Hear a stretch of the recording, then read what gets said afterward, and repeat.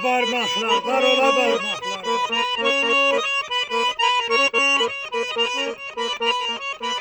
Aşık değil.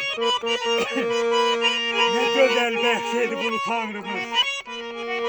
Yanara saçılan güle bak güle.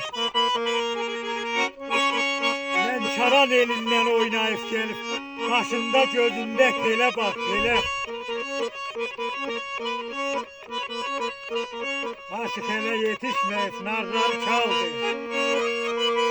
Süzgün başlarla canımı aldı.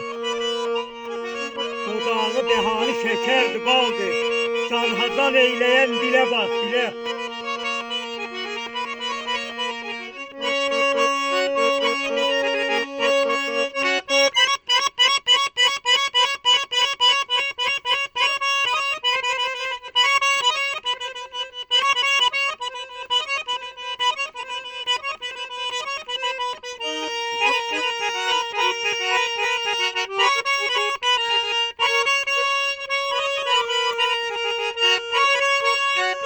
Beni eslikini yandırıp yakan, az değil Ramize neşterler takan. Cisminde alovlu odlardan çıkan, tezeze sengiyen küle bak küle. Tezeze sengiyen küle bak küle.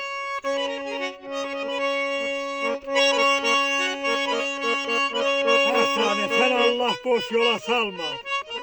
Bugün bir buse ver bal dodağına. Aslanlar danışıp hikaye söyle. Ben de ilham alın gül dodağından.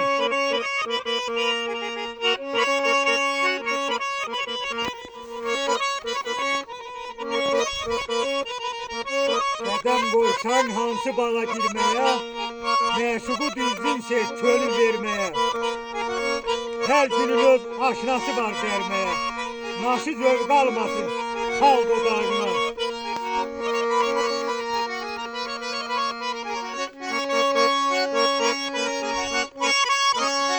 Kovgalanıp hey özünü öyürsen, çok gezse niye benle yeyirsen. Her gelende telesime değilsen, ben ne vaxt öpeceğim dil dodağına.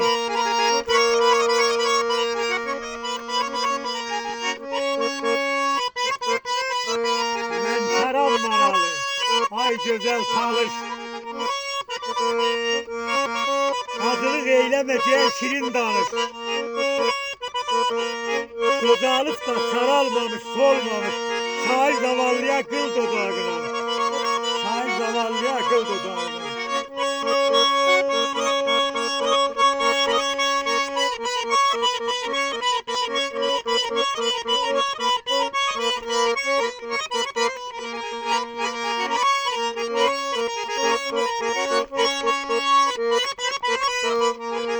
Parola parmaklar yaşa.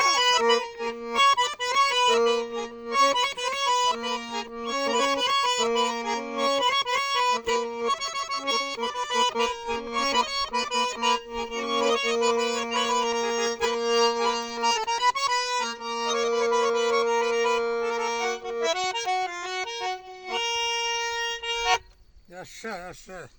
Var ol. Nasıl mı? Yaşa.